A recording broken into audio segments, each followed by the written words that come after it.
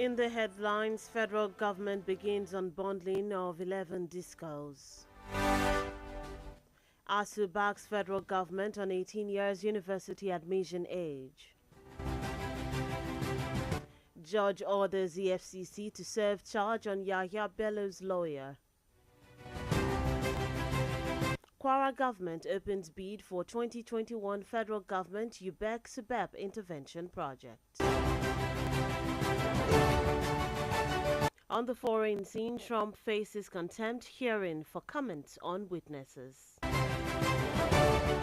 In the world of sport, NFF boss expresses confidence in Super Falcons' performance ahead of the Paris 2024 Olympics. Good afternoon and thanks for staying tuned to Diamond 88.7 FM Ilorin. This is the news on the hour. I am Bisola Uduwole Suleiman. We'll bring you details of the news after this break. To stay with us.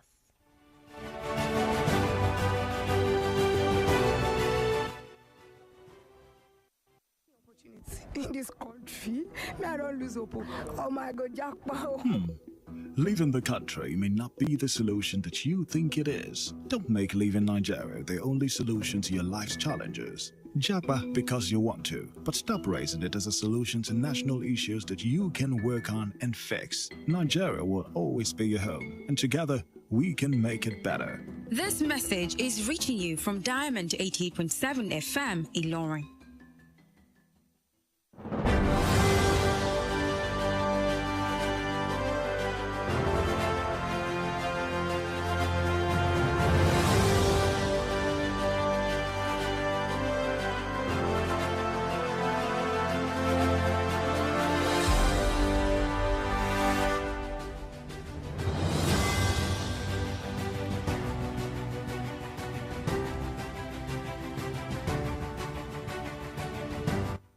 Welcome back from that short time out. Please do note that you can listen to us via our website www.diamondfm.net or watch us live on Facebook at Diamond 87FM and YouTube Diamond FM Ilorin. Now the news in detail. The federal government has flagged off the process of unbundling 11 electricity distribution companies in order to pitch them up for efficiency. This was revealed by the Minister of Power, Bayo Adelabu, in his address while playing host to the Senate Committee on Power, led by their chairman, Senator Eyinaya Abaribe, in Abuja. Adelabu stated that the privatization of the firms would not be reversed, but stressed that the discos would be broken into more efficient structures along state lines to be able to deliver on their mandates. He also revealed that over 100 projects of the Transmission Company of Nigeria have not been completed since 2001. This came as the federal government also ordered the sale of discos that had been taken over by banks and the Asset Management Corporation from the original investors or owners.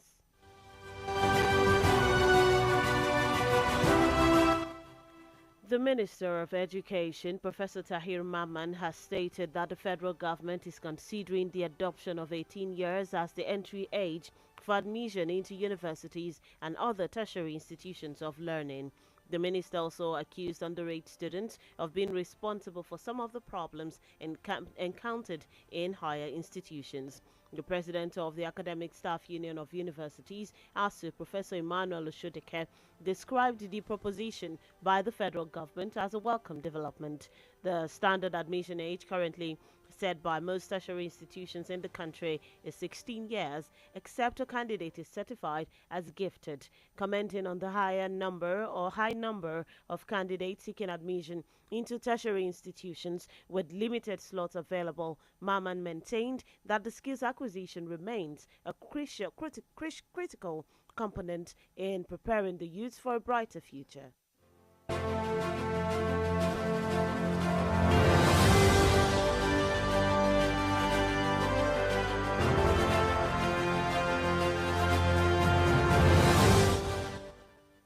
Still in the news, Justice Emeka Nwite of the Federal High Court in Abuja has ordered the Economic and Financial Crimes Commission (EFCC) to serve a copy of the charge against the immediate past governor of Kogi State, Yahya Bello, to his lawyer, Abdul Wahab Mohammed. This follows the absence of Bello in court for his arraignment today on a 19-count charge of alleged money laundering to the tune of 84 billion naira.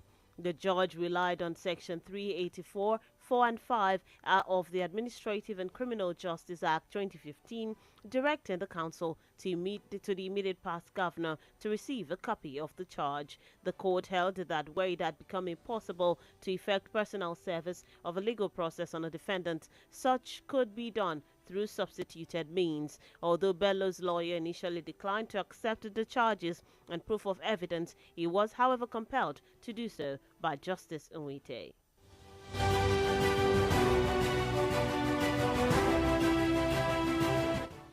The Independent National Electoral Commission (INEC) has announced the financial list of candidates for the Edo State governorship election.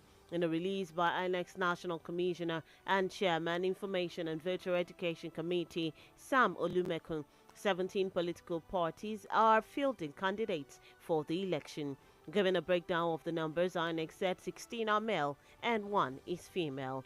The development follows the publication of the personal particulars of the candidates and their running mates in the commission and the local government offices in the state. With the publication of the final list of candidates, INEC disclosed that the next activity is the electioneering campaign as provided by Section 94 Subsection 1 of the Electoral Act 2022 is the commencement of public campaign by political parties not earlier than 150 days before polling day and must end 24 hours before the polling day. The Commission reminded the candidates, agents and their supporters to respect the provisions of the law and the Commission's guidelines governing such activities.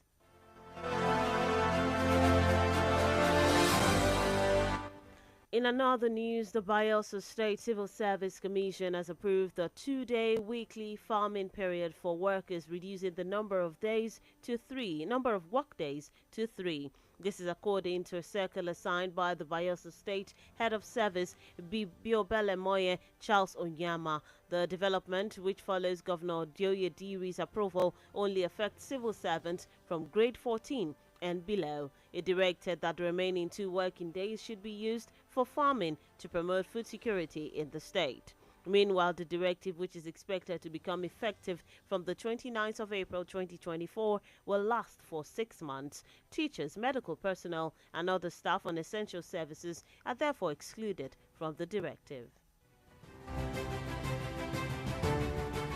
And coming down to news in Kwara State, the Kwara State Universal Basic Education Board, SUBEB, has opened bids for the execution of the 2021 Federal Government Universal Basic Education Commission State Universal Basic Education Board School Intervention Project.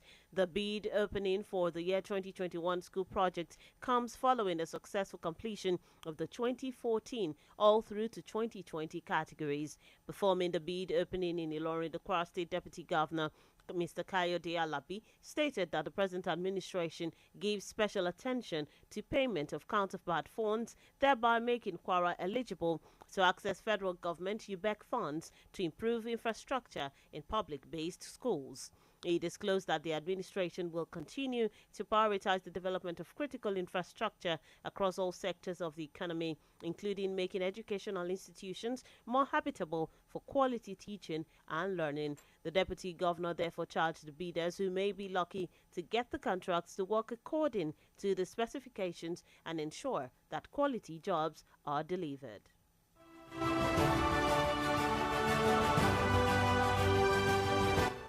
Still in Kwara State, the Kwara State government has buried all confiscated meat from the alleged poisonous animals slaughtered for public consumption around the Kwara State College of Arabic and Islamic Legal Studies, KILES, in Ilorin.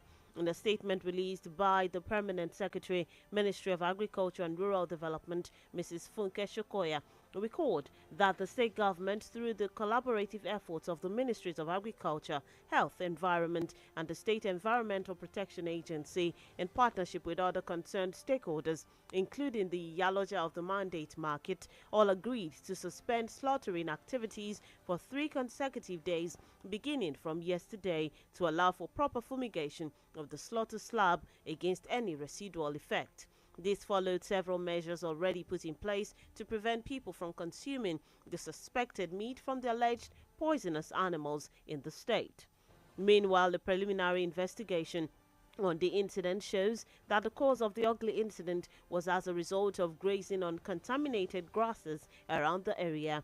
According to the statement, the Ministry of Agriculture would intensify its surveillance at different abattoirs in the state, especially the private and government abattoirs.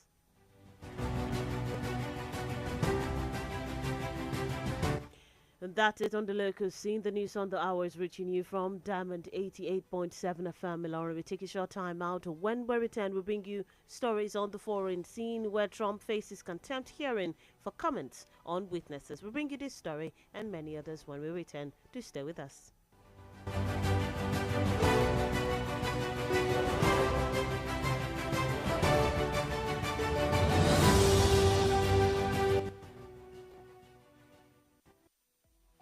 Follow us on social media, Facebook, Twitter, and Instagram at Diamond887FM.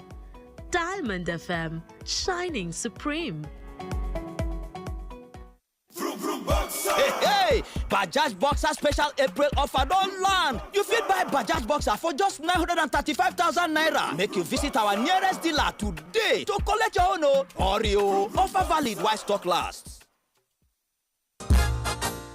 Orúkọ mi ni Yèyélúà Tóyìn Adégbọlá. Mo sì ti lé ní 50 ọdún láyé láàyè àtàyè ìdẹ̀ra. Ìgbòkègbodò mi pọ̀ gan nínú iṣẹ́ tí mo yàn láàyò gẹ́gẹ́ bí òṣèré orí ìtàgé. Kì í sì rẹ̀ mí, bẹ́ẹ̀ ni kì í sú mi. Àwọ̀ mi sì ń jí pépépé síbi tọmọ tuntun lójoojúmọ́. Ẹ fẹ́ mọ̀dí abájọ. Monomin Plus atẹ́jẹ̀ṣe oògùn tó ń fi epo ẹja cod liver oil ṣẹjọ́ ẹ̀ food supplement ni. Èròjà ẹ peléke, ó ń tara ṣe, ó ń máradán, ó ń jẹ́ kọ́mọdé dàgbà dáadáa, ó sì ń jẹ́ kí àgbàlagbà máa ta kébékébé. Monomin Plus. Monomin Plus fún èròjà tó ń tún inú ara ṣe lẹ́yìn ìwádìí ìmọ̀ ìjìnlẹ̀. A tún fi èròjà cod liver oil epo ẹja sí i ló fi wá di oògùn méjì tá a papọ̀ sínú ẹyọ kan ṣoṣo. La fi ń pè é ní Monomin Plus. Iléeṣẹ́ Tuyi Pharmaceutical Industries Limited. Àwọn tó lórúkọ tó ṣe gbẹ́kẹ̀lé níbi kápò oògùn òyìnbó ló ṣe é. Monomin Plus. Monomin Hey, Bajaj Boxer special April offer don't land. You fit buy Bajaj Boxer for just 935,000 naira. Make you visit our nearest dealer today to collect your own. Okorie, offer valid while stock lasts.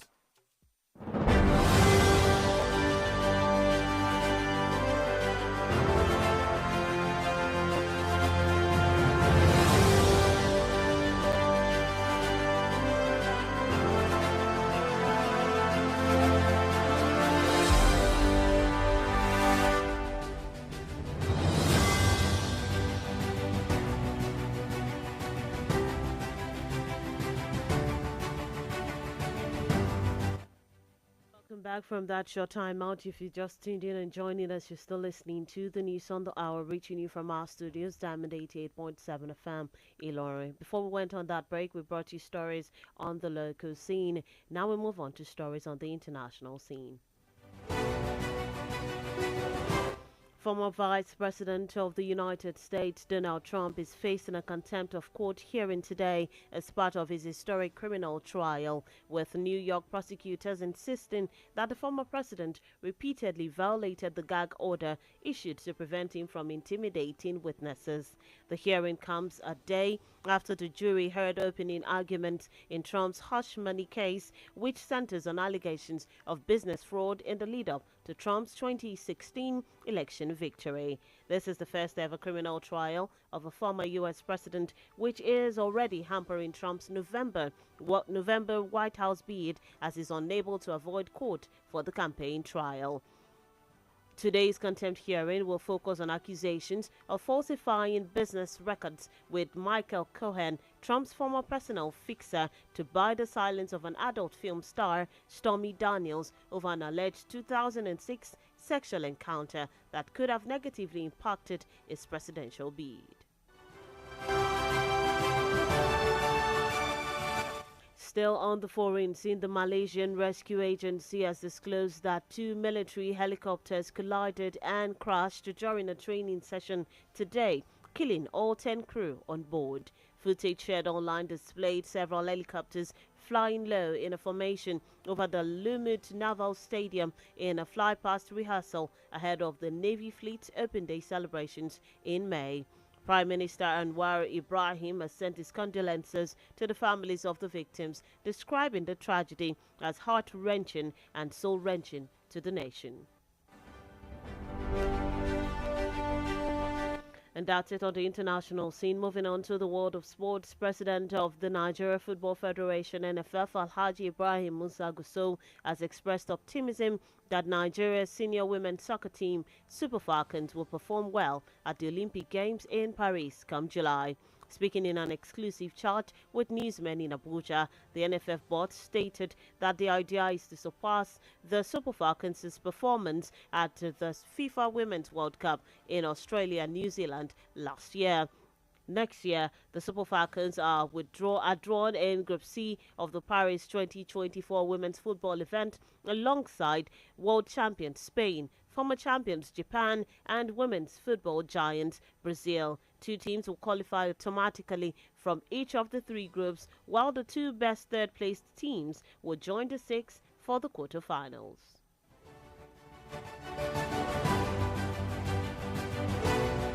And still in the world of sports, Nigerian forward Samuel Chukwueze has been rated average for his performance in AC Milan's 2-1 home loss to their rivals Inter Milan, who were crowned champions last night. Chukwueze was introduced in the 68th minute for Ruben Loftus-Cheek, but could not do much for his side as he was rated by top Italian football media outfit Football Italia 5.5. Meanwhile, Chukwueze has scored 1 goal and provided 2 assists in 21 league games this season.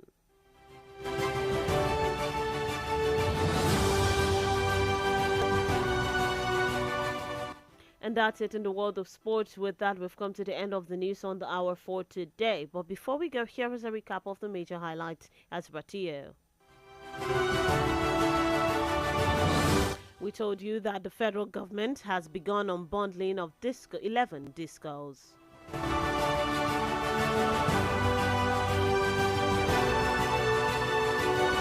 ASU backs federal government on 18 years university admission age. Judge orders EFCC to serve charge on Yaya Bello's lawyer. In Kwara State, Kwara government opens bid for 2021 federal government UBEC-SUBEB intervention project. And on the foreign scene, Trump faces contempt hearing for comments on witnesses. In sports news, NFF boss expresses confidence in Super Falcons' performance ahead of the Paris 2024 Olympics. Before we wrap up the news this afternoon, we go straight to our Did You Know segment of the news. Did you know that on this day in 2005, the popular video sharing website YouTube uploaded its first clip, Me at the Zoo, which showed YouTube's co-founder Jawed Karim standing in front of an elephant's enclosure at the San Diego Zoo, USA. Now you know.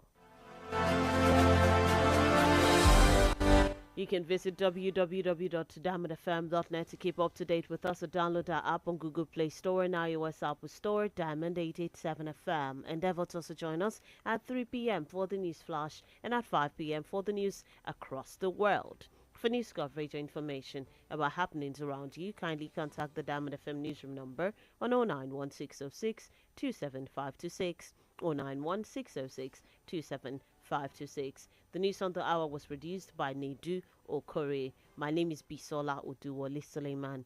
Thank you for listening to your shining supreme station. To stay tuned for the Yoruba news coming up shortly.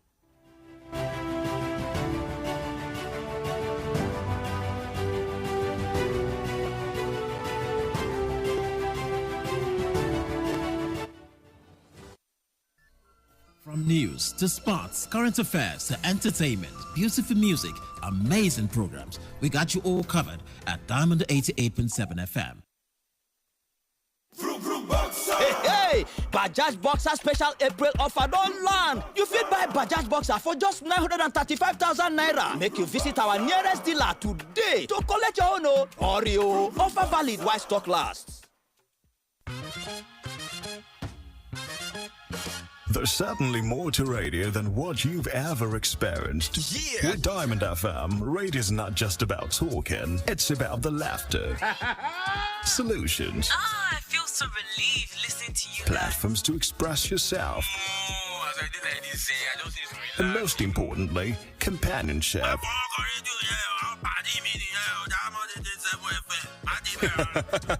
On Diamond 88.7 FM, radio is real. At Diamond FM, we've got you. Diamond FM Ìlọrin, àwa là ń gbé ìròyìn àwọn ìṣẹ̀lẹ̀, orin àtàwọn amúlùdùn yògbà tí ò láfijọ́ ṣe ti aráyé. Látinú yàrá ìròyìn Diamond 88.7 FM Ìlọrin, ìròyìn ẹ̀kúnrẹ́rẹ́.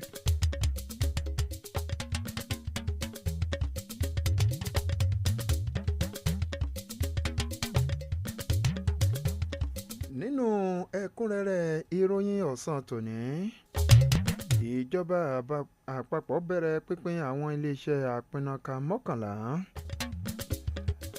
Ẹgbẹ́ ASUU ṣàtìlẹ́yìn fún ìjọba àpapọ̀ lórí kí ó jẹ́ àwọn akẹ́kọ̀ọ́ tí ọjọ́ orí wọn bá ń bẹ ní ọdún 18 18 years ni yóò máa wọlé sáwọn ilé ẹ̀kọ́ fásitì.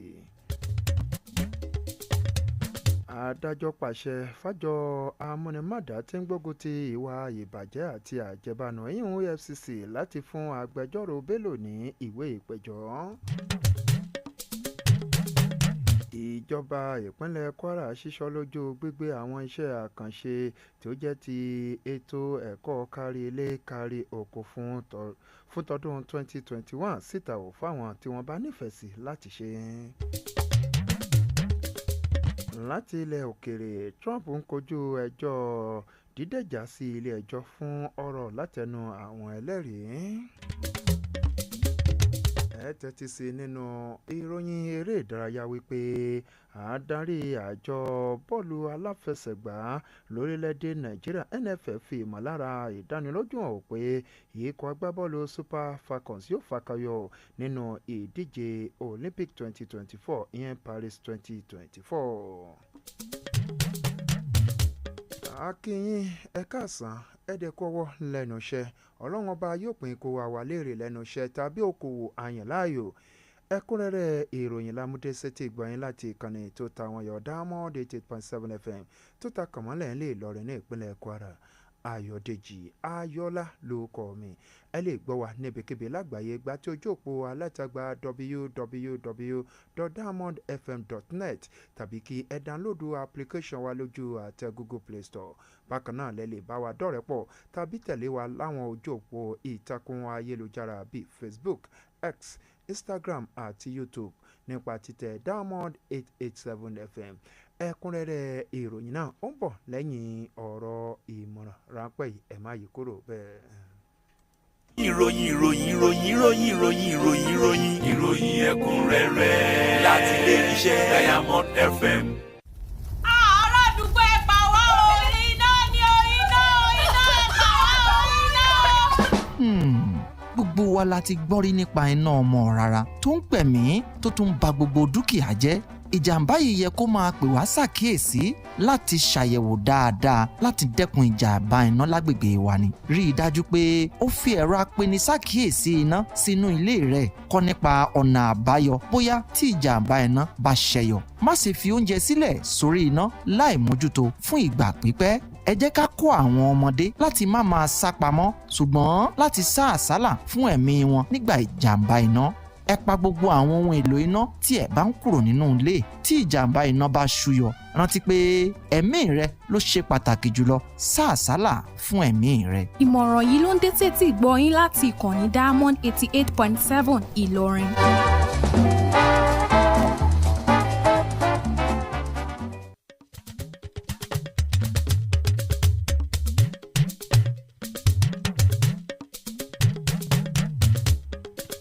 ẹ káàbọ̀ padà ẹ ṣeun tẹ́ ẹ yí kúrò ń bẹ̀ ẹ̀kúnrẹ́rẹ́ ìròyìn náà rèé ní ṣísẹ̀ntẹ̀lé ìjọba àpapọ̀ ni wọ́n ti ṣe ìfilọ́lẹ̀ ètò àti mú kí ẹrù kí ó kúrò lórí àwọn iléeṣẹ́ àpínnáká tí wọ́n tó bíi 11 níye o láti lè jẹ́ kí iṣẹ́ wọn kí ó já gèrè sí i ọ̀rọ̀ yìí ni wọ́n jẹ́ kí ó di mímọ̀ o látẹnu mínísítà fóun àmúṣagbára nílẹ̀ wa Adébáyọ̀ Adélabú nínú ọ̀rọ̀ rẹ̀ kan nígbà tí ń gbàlejò ìgbìmọ̀ tẹ̀kótó lórí ohun àmúṣagbára láti ilé ìgbìmọ̀ aṣòfin àgbà ilẹ̀ wa lẹ́yìn tí alága wọn sẹ́nẹ́tọ̀ Ẹ̀yìnnáyà Àbárìbè tí ó léwájú nílùú Àbújá Adélabú ṣàlàyé wípé àyípadà ní kò ní dé bá bí iléeṣẹ́ náà tí ó ṣe di ti aládàáni ṣùgbọ́n tí wọ́n yóò pín àwọn iléeṣẹ́ náà sáwọn ẹ̀ka kan láti lè mú kí iṣẹ́ wọn kí ó túbọ̀ jágere sí ní ìbámu pẹ̀lú ojúṣe wọn léyìí tí wọ́n gbé lọ́wọ́ bákan náà ni ó jẹ́ kí ó di mímọ̀ wípé ó lé ní àwọn iṣẹ́ àkànṣe tí ó tó 100 níye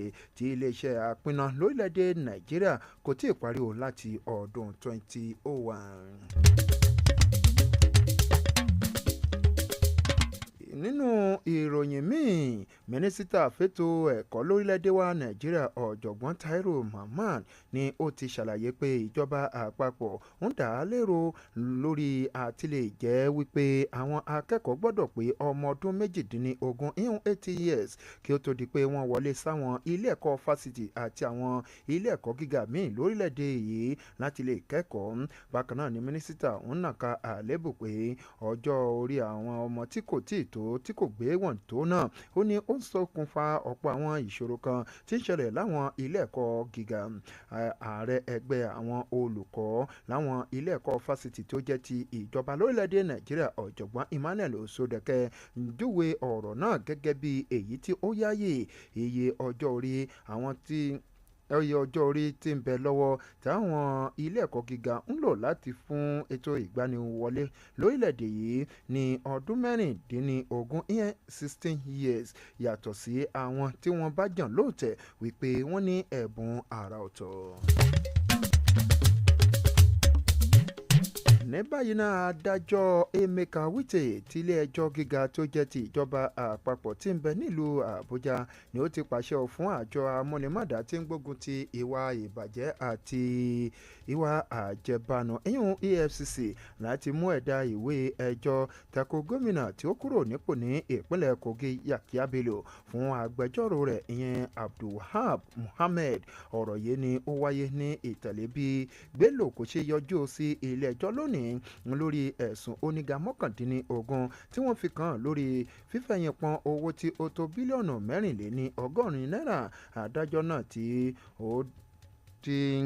ó dúró lórí abala ìwé òfin ìwà ọ̀daràn tọdún 2015 ìyẹn Administrative and Criminal Justice Act 2015 láti pa á láṣẹ fún agbẹjọ́rò gómìnà tẹ́lẹ̀ rí náà láti gba ìwé ìpẹ̀jọ́ ọ̀hún.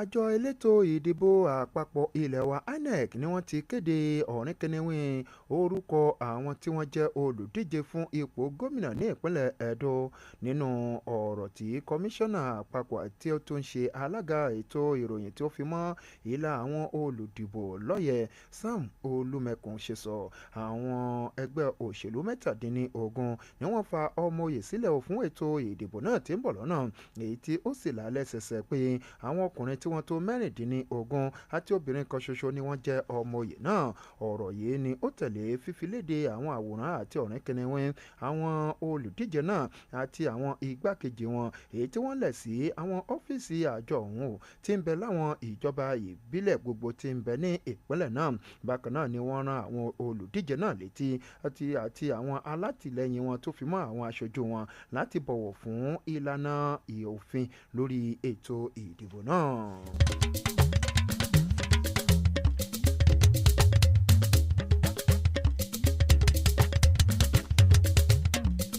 wá sí ìpínlẹ̀ Kwara àjọ elétò ẹ̀kọ́ kárí ilé kárí oko ní ìpínlẹ̀ Kwara subeb ni wọ́n ti ṣíṣọ́ lójú ètò láti gbé àwọn iṣẹ́ àkànṣe tó jẹ́ ti àwọn ilé ẹ̀kọ́ lábẹ́ ètò ọdún 2021 Federal Government Universal Basic Education Commission àti èyí tí ó jẹ́ ti ìpínlẹ̀ èyí tọdún 2021 bákan náà ṣíṣíde ètò náà fún tọdún 2021 ó ní ó wáyé o ní ìtẹ̀lé ṣíṣe àṣeyọrí fọdún 2024 fún gbogbo àwọn tí ó jẹ́ ti ọdún 2020 níbi ìṣíde ètò náà nílùú Ìlọrin igbákejì gómìnà ní ìpínlẹ̀ yìí alàgbà Káyọ̀dé Alábí ṣàlàyé pé ìṣèjọba tí ń bẹ lórí àléfà lọ́wọ́ ní ìpínlẹ̀ yìí ló ní ìfarajìn lórí ọ̀rọ̀ náà èyí tí ó sì ti san owó tí ó pọn dandan fún wọn láti san èyí tí ó mú kí ìpínlẹ̀ Kwara ní ẹ̀tọ́ sí ètò náà látọ̀dọ̀ ìjọba àpapọ̀ àti àjọ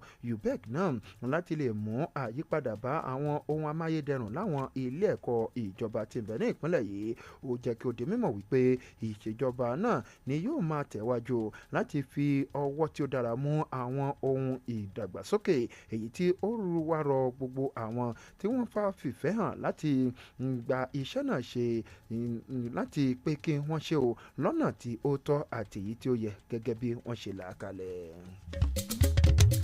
Síbẹ̀ ní ìpínlẹ̀ Kwara ń bẹ ìjọba ìpínlẹ̀ Kwara ni wọ́n ti dálẹ̀ bo àwọn ẹran tí ó ti bàjẹ́ o látara àwọn ẹran ọ̀sìn tí wọ́n fẹ̀sùn kàn wípé ó ní májèlé èyí tí wọ́n pa fún títà fáwọn aráàlú láti jẹ ní agbègbè ilé ẹ̀kọ́ Kwara State College of Arabic and Islamic Studies tí ń bẹ nílùú Ìlọrin nínú àtẹ̀jáde kan látọwọ́ akọ̀wé àgbà iléeṣẹ́ fọ̀rọ̀ ètò ọ̀gbìn àti ìdàgbàsókè ìgbèríko arábìnrin Fúnkẹ́ Ṣókọ̀yà jẹ́ kí ó di mímọ̀ padà pé ìjọba ìpínlẹ̀ Ìgbà tí ọ̀dọ̀ àwọn ìgbìyànjú àwọn iléeṣẹ́ ìjọba fọ̀rọ̀ ètò ọ̀gbìn àti iléeṣẹ́ ìjọba fẹ́tò àyíká tó fi mọ́ àjọ tí ń dáàbò bo ètò àyíká ní àjọṣepọ̀ pẹ̀lú àwọn ìkọ̀kan ní ìpínlẹ̀ yìí tá a ti rí ìyálọ́jà ti inú ọjà mandate pẹ̀lú àwọn ìfohùnṣọ̀kan tí wọ́n gbà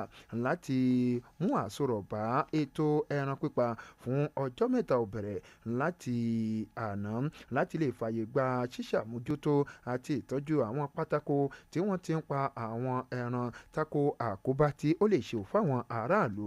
Ọ̀rọ̀ yìí ni ó wáyé nínú ìtẹ̀lé àwọn ìlànà tí wọ́n ti gbé kalẹ̀ láti lè dènà àwọn èèyàn láti má ṣe jẹ àwọn ẹran tí wọ́n fura sí náà pé ó ní májèlé.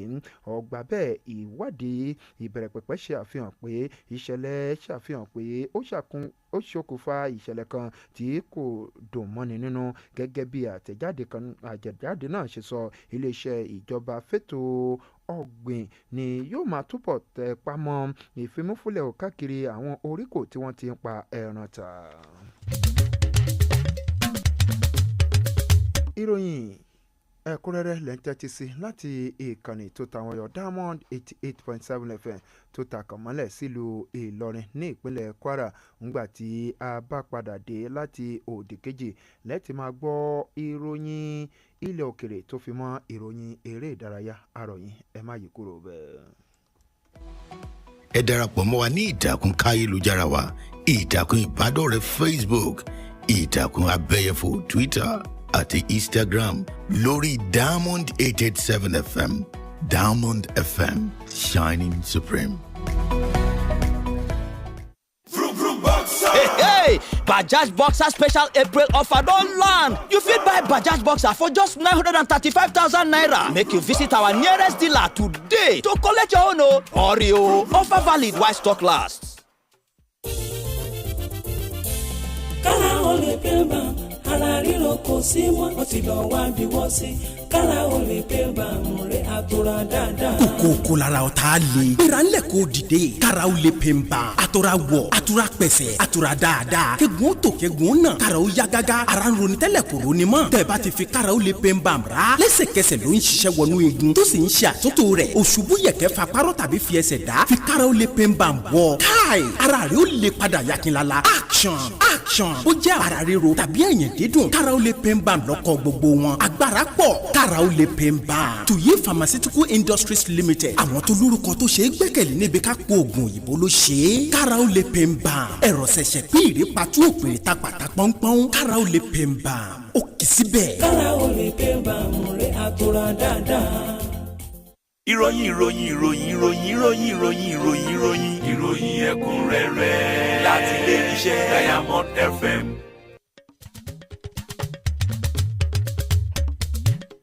káàbọ̀ padà ẹ ṣeun tẹ́ ẹ yí kúrò ń bẹ̀ ẹ̀kúnrẹ́rẹ́ ìròyìn náà ó ń tẹ̀síwájú ìròyìn ilẹ̀ òkèrè ààrẹ tẹ́lẹ̀ rí lórílẹ̀‐èdè United States of America Donald Trump ó ní ó jẹ́ pé ó ń kojú ìgbẹ́jọ́ dídẹ̀jà sí ilé ẹjọ́ lónìí gẹ́gẹ́ bí ara ìjẹ́jọ́ eléyìí tí ó ń kojú èyí tí ń bẹ nínú ìwé ìtàn pẹ̀lú bí àwọn olùfisùn nílùú New York City bí wọ́n ṣe jẹ́ kí ó di mímọ̀ wípé ààrẹ tẹ́lẹ̀ rí náà ó ní ó tàpá sófin lórí fífi àṣẹ léde lórí pé kí wọ́n lè dáàbò bò kí ó sì máa figun mọ́ àwọn tí wọ́n jẹ́ ẹlẹ́rìí níbi ìgbẹ́jọ́ náà eléyìí tí ó wáyé lẹ́yìn ọjọ́ kan eléyìí tí ìgbẹ́jọ́ kan tí ó ti kọ́kọ́ wáyé èyí tí wọ́n fi ṣíde gbogbo àríyànjiyàn lórí ọ̀rọ̀ eléyìí tí ó ní ṣe pẹ̀lú ìgbẹ́jọ́ tí Trump náà tí ó ń kojú lẹ́yìn tí ó dá lórí àwọn ẹ̀sùn eléyìí tí wọ́n fi kàn án bíi ẹ̀sùn ìlú jìbìtì gbọ̀ngbà tí ojú okòwò ìyẹn tó fi mọ́ ètò ìdìbò eléyìí tí ó gbé Trump náà wọlé lọ́dún 2016 ọ̀rọ̀ yìí ó náà ni yóò jẹ́ ìgbà àkọ́kọ́ eléyìí tí ààrẹ orílẹ̀-èdè Amẹ́ríkà tẹ́lẹ̀ rí tí yóò máa kojú ìgbẹ́jọ́ bó tilẹ̀ jẹ́ wípé Trump nínú oṣù kọkànlá nínú ilé ìgbé ààrẹ lórílẹ̀-èdè náà ó ní ó dènà pé kí ilé ẹjọ́ kí ó má ṣe fi òfin gbé ìhun àti ikọ̀ eléyìí tí ń polongo fún un. Ìròyìn eré ìdárayá ààrẹ àjọ tí ń bójútó bọ́ọ̀lù aláfẹsẹ̀gbá lórílẹ̀‐èdè Nàìjíríà Alhaji Ibrahim Musa Gusau ó ní ó ti fi ìgbàgbọ́ rẹ̀ hàn wípé ikọ̀ àgbà ọ̀jẹ̀ lóbìnrin lórílẹ̀‐èdè Nàìjíríà ẹ̀yìn Super Falcons ó ní wọn yóò fakọyọ tàbí elébé dáadáa o nínú ìdíje Olympic tí ó wáyé ní ìlú Paris nínú oṣù keje nígbà tí ń sọ̀rọ̀ pẹ̀lú àwọn ròyìn nílùú Àbújá ọ̀gá àgbà àjọ NFF náà ṣàlàyé wípé gbogbo ọ̀rọ̀ lórí àtìlẹ́mú pé kí ikọ̀ Super Falcons náà kí wọ́n tàbí elébé fakọyọ nínú ìdíje náà ni ó ń lọ ní pẹ̀sẹ̀pẹ̀sẹ̀ eléyìí tí ó sì jẹ́ kí ó di mímọ̀ wípé wọ́n ó fakọyọ ju bí wọ́n ṣe fakọyọ lọ nínú ìdíje bọ́ọ̀lù aláfẹsẹ̀gbá tí ó jẹ́ ti FIFA àtàwọn obìnrin tó wáyé lórílẹ̀‐èdè Australia àti New Zealand lọ́dún tí ó kọjá ikọ̀ Super Falcons ó ní wọ́n bẹ̀ ọ́ ní ìpín sí nínú ìdíje Paris 2024 náà ní agbọ́nrin ti àwọn obìnrin tí wọ́n sì máa wá kò pẹ̀lú ikọ̀ orílẹ̀-èdè Spain àti ikọ̀ tí ó gba àmẹ̀yẹ náà tẹ́lẹ̀ rí ikọ̀ orílẹ̀-èdè Japan àti ikọ̀ orílẹ̀-èdè Brazil ikọ̀ méjèèjì náà ó ní wọ́n ṣe bẹ́ẹ̀ ò tí wọ́n yan fanda lọ sínú ìdíje náà látàrí bí wọ́n ṣe ṣe dáadáa. tó bá a bá domi sórí ipa ẹsẹ̀ náà ní kóòtọ̀ níbí ni a ó ti máa fi gígùn lórí ẹ̀kúnrẹ́rẹ́ ìròyìn wa fún ti ọ̀sán tòní ṣùgbọ́n kó tó di pé a lọ ẹgbẹ́ àwọn kókó àmúwá lẹ́ẹ̀kan sí i.